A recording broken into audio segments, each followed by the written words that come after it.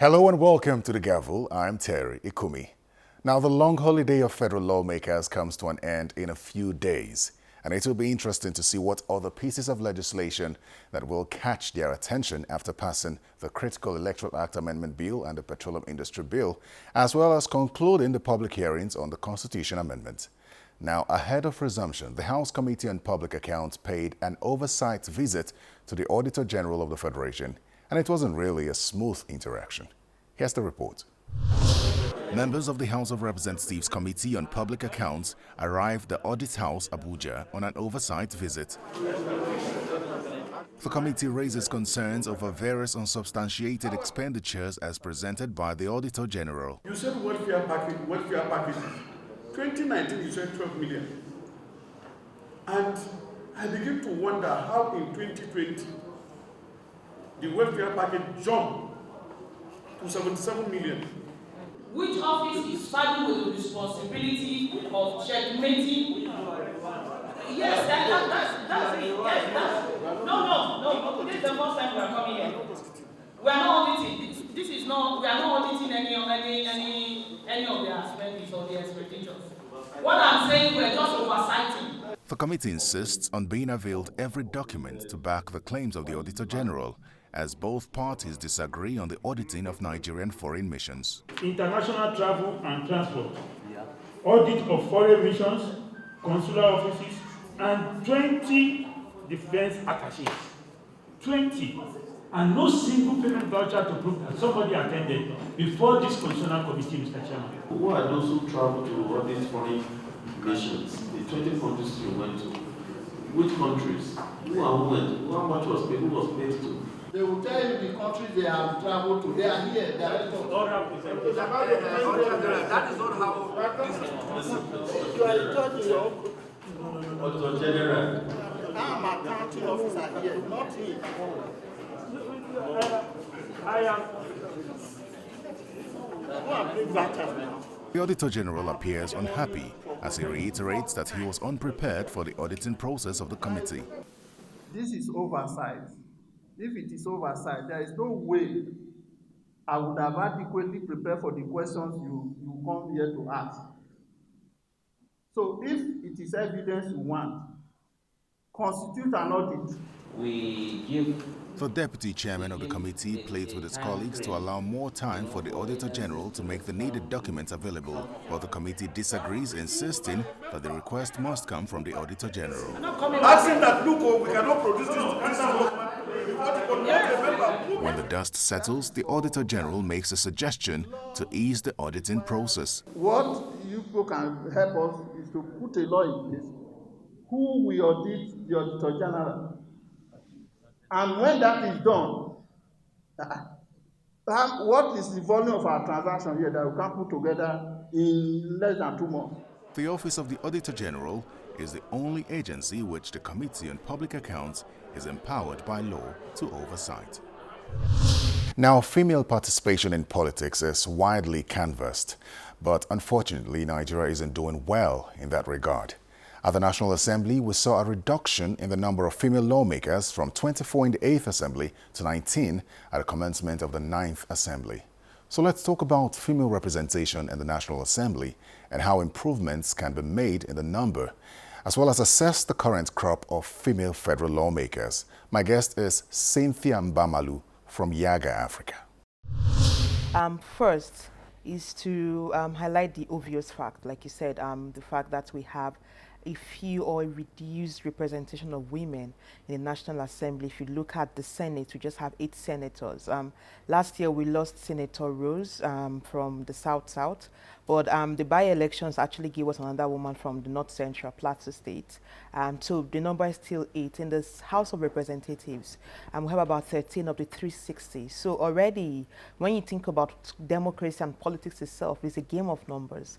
And you have this very minute percentage of women in the National Assembly. So already they are outnumbered and at a disadvantage. Because it's about the eyes and the knees. And if you're not powerful enough in numbers to get enough eyes for your proposals, it becomes a major challenge. So that's the first part. The other part is the fact that when you think about National Assembly and the role of the legislative arm of government, they have three main functions: lawmaking, representation, and oversight. And this is important because that's the hub of democracy, right? Lawmaking, because whatever laws that are made, that is what guides the society. Representation, because that is where citizens' voices should be reflected the most. And oversight, to checkmate what the executive is doing and ensure that the executive powers are implemented according to required statutory guidelines in the laws and in the constitution. And when you look at this general, I think interestingly, not long about 24 hours ago or so, there was this report assessing the Senate, the 9th Senate, with respect to numbers of bills passed. And it was quite interesting to see that amongst the three senators who had the most bills passed, two were women: Senator Stella Odua and Senator Uche Kunufe from Anambra State, Southeast Nigeria. Amongst the three, with the topmost, or the bills that were passed in this, bills sponsored by senators, not passed, because it's one thing to sponsor, another to have it passed. So that for me was impressive, because you could see that amongst the 8 female senators, 2 of them, 2 women, were topping the list amongst the number of bills sponsored by the Senate in the 9th, senators in the 9th Senate. So that is progress. I don't have the data for the House. But you talk about representation, which is where I think there is a lot of opportunities, because citizens, not every citizen tracks the number of bills passed or the bills sponsored in the National Assembly, but a lot of people follow proceedings on media platforms, media channels. And most times when people watch, they want to see their lawmakers speaking and debating on the floor of the House or the Senate. And I think when you talk about representation, one of the best ways to begin to, if you want to track representation, one indicator is how many motions presented, the debates had, how active you have people in the National Assembly. And I think that is where you may say, oh, you need to start seeing a lot more female participation or representation at that important part of that role, which is basically speaking in the floor of the House or in the Senate.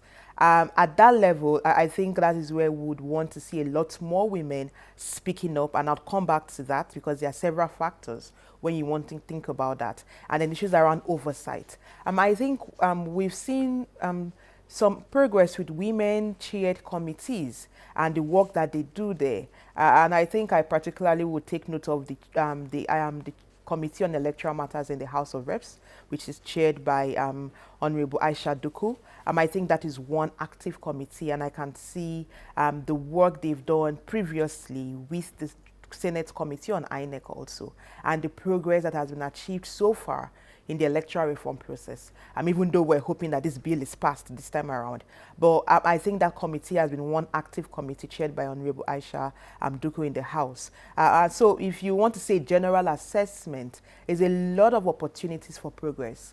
But because the numbers are against the women, we wouldn't be able to see an overall, how would I put it? When you rate that, you would always think the women are not doing enough because you're rating them against a higher percentage of men. So you may not see it as you'd want to see that. But if you take out the little roles that they play, like I said, the bills, for instance, you can see a little progress, but honestly, there's a lot of room for improvement. When you talk about the disadvantage that women have going up against the men in the chamber, you also put that side by side with them contributing to motions or basically debates on the floor. It's almost hard to place it, basically because to a great extent, most of the women who would raise their hands to speak on the floor would be considered ahead of the men.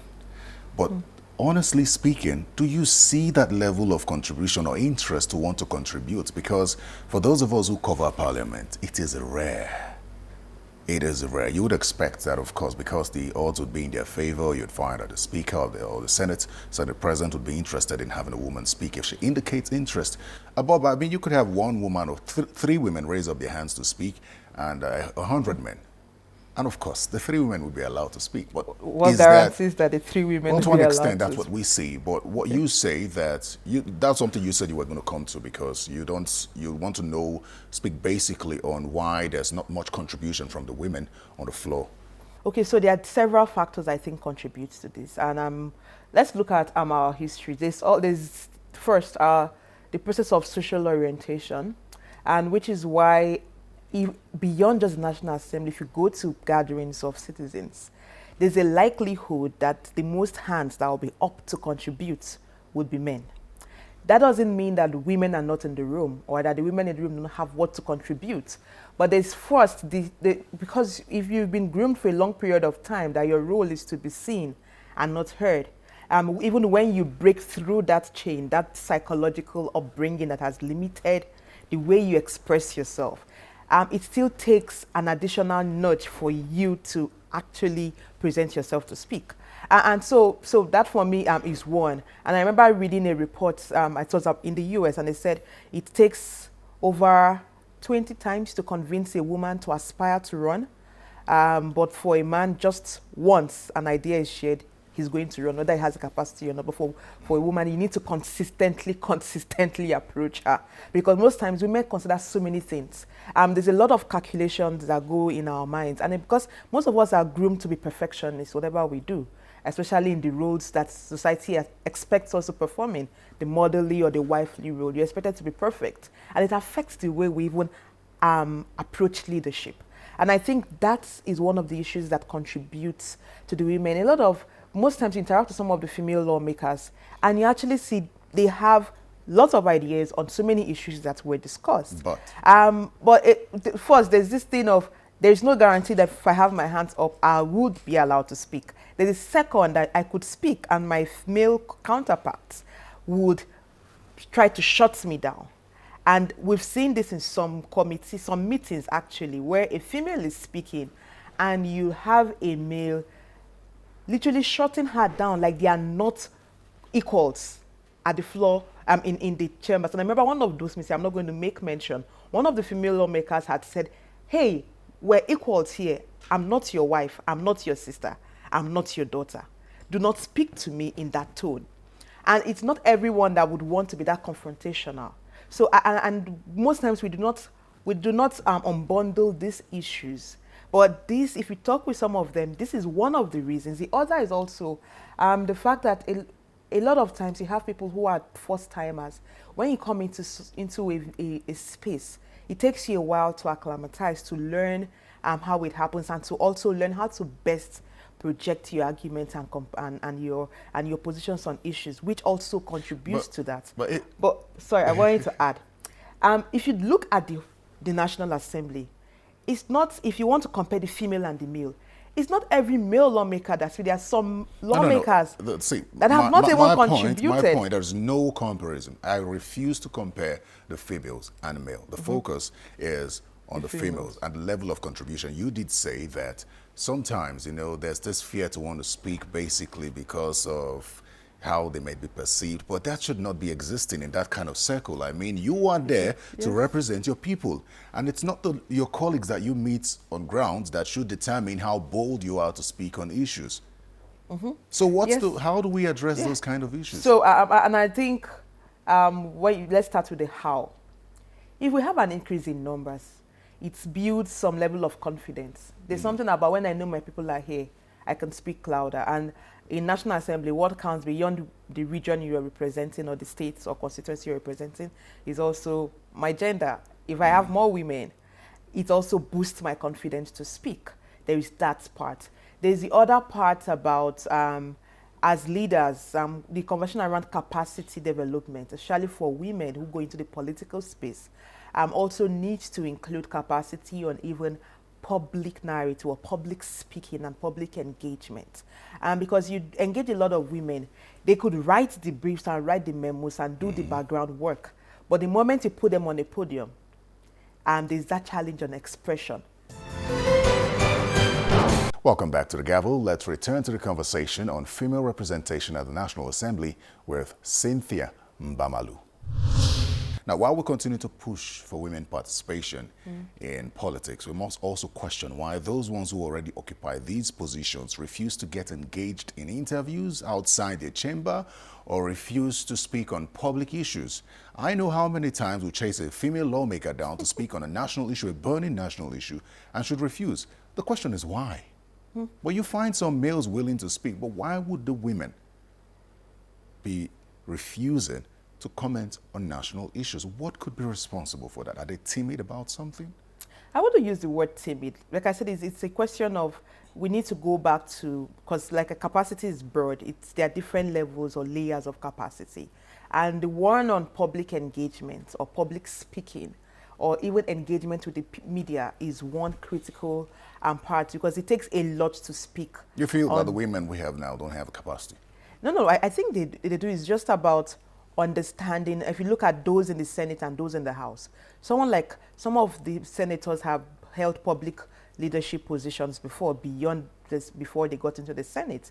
Even in the House, some of them had held opportunities in both private sectors and even in government sectors before getting there. Now, I may not have all the answers to why they may not want to come out to speak on several issues, but I think that is one aspect that we actually need to begin to invest in as we support women emergence in leadership positions. Why is that important? Because we need to start seeing more women speak on issues of national issues, especially in media. That's encouraging to the women who will follow. Who would follow. Now, for those currently in the House and the Senate, I actually think this is also an ardent call to female lawmakers in the National Assembly to take this challenge, because this is you now, Terry, challenging these female lawmakers and saying, when we reach out to you to comment on national issues, to speak. We need you to actually do that because your voice matters and we want to hear your opinions on those issues, regardless of political interest, regardless of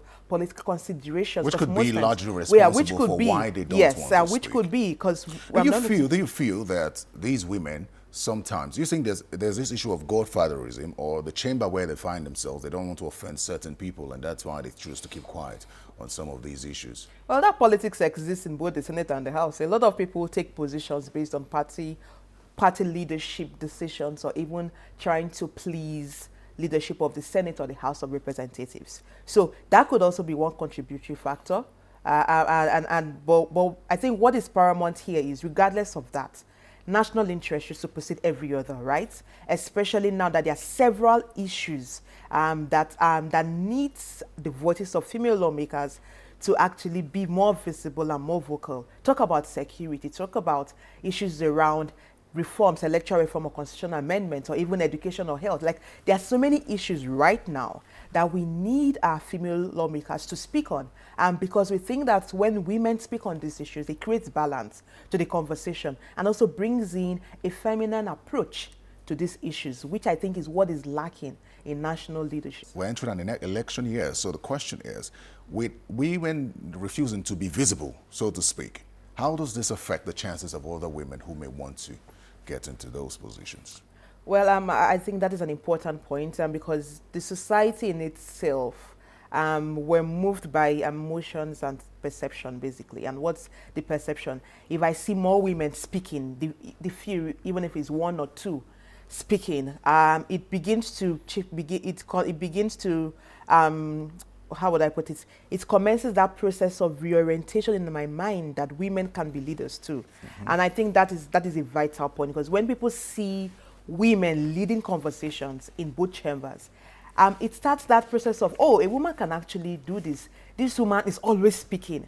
So when next another woman comes to campaign, I'll be like, okay, I can vote for her because we had someone and she was always speaking. So there is that value that women being vocal and visible adds to the process of having more women get into the electoral system, into the elective offices. So that is very important, and I think we have barely a year and few months to the next elections. National Assembly resumes September 14th, if I'm correct, if I'm not mistaken.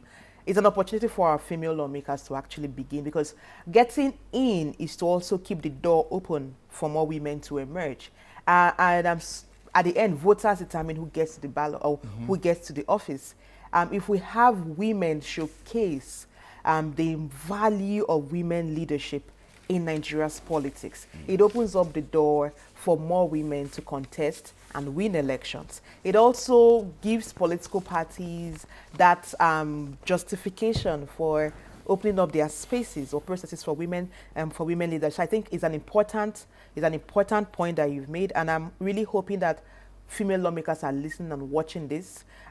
You have a situation, I go for meetings, and I always say this as a joke, a man may not even have what to say. His hand is up, he just speaks. He speaks confidently, even if he's not making sense, but his confidence convinces people on the supposed point he's making, regardless of how irrelevant it is. So most times what matters is just confidence, that you're speaking on an issue, even if you're not certain of how I'm not saying you should go and push out wrong information, but there's that value about speaking confidently. And I think we need, that is one role that women can actually play in opening up the space for the next elections. But let us also be fair to women, because the numbers are really against us. And we need a society to start seeing more women as leaders. I know a lot of women would aspire for the next elections. We've seen a lot of them actually, and we've seen a lot of them in the Abuja. So Abuja has the local government and area council elections, February. We were going through the list. We saw good numbers of women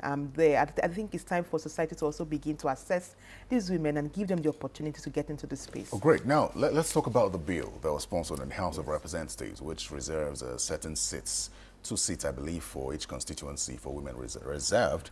How is that going to work, considering the political system that we operate, where I don't know how that bill is going to direct political parties to ensure that certain positions are kept open for women? Now, this bill is a product of several research and looking at our current realities, our current system, to see what fits in the most. Now, this is how it is going to work, and that's why it was proposed. First, there's a proposal to create an additional seat in the Senate. So every state has an additional senator. As against 3, you have 4. But this additional seat would be reserved for a woman whose constituency would be the state. So if you think about how will this person be voted for, it's going to, the ballots paper would be in the state. So every political party has to create that additional seat. So the parties do not create seats. Parties provide candidates for the available seats. Okay. Yes. So what this means is if you're going, a party is going to submit a list of 3 candidates before for Senate position, for the office, the Senate seat. This time around, they would submit 4 candidates. One must be that 4, one must be a woman. This doesn't mean that out of the other 3, they wouldn't be, because the proposal is, regardless of this additional seats, women can also contest for the other seats. In the House of Reps, it's 2 additional seats created. Now, these 2 additional seats, the responsibilities on INEC would divide the state into 2. So you have, if a party ordinarily, let's say you have 6 federal constituencies and you ordinarily submit 6 candidates for each of these federal constituencies. This time around, it would be 8. You'd submit 8, just that the additional 2 must be women. The state assemblies, the proposal is to create additional 3 seats. Now, what this means is these 3 seats would be identified across the 3 senatorial districts, which is quite, so what it means, you would have additional 3 candidates from each of the 3 senatorial districts in your state who must be a woman. Now, the proposal, what it seeks to do is to increase the number of women in parliament, because we've seen a consistent decline in representation of women for a period of time. So it's not ad infinitum. It's supposed to be for a period of 16 years. I think that's 3 electoral cycles, which after that there would be a review if the number has increased. And for countries that have adopted different levels of affirmative action, it wasn't introduced ad infinitum. It's also supposed to, once you increase the number, you could review that proposal and reduce it. Feasibility is key. Well, that's it on The Gavel this week. Remember to send feedback to thegavel@channelstv.com. I'm Terry Ikumi. Goodbye.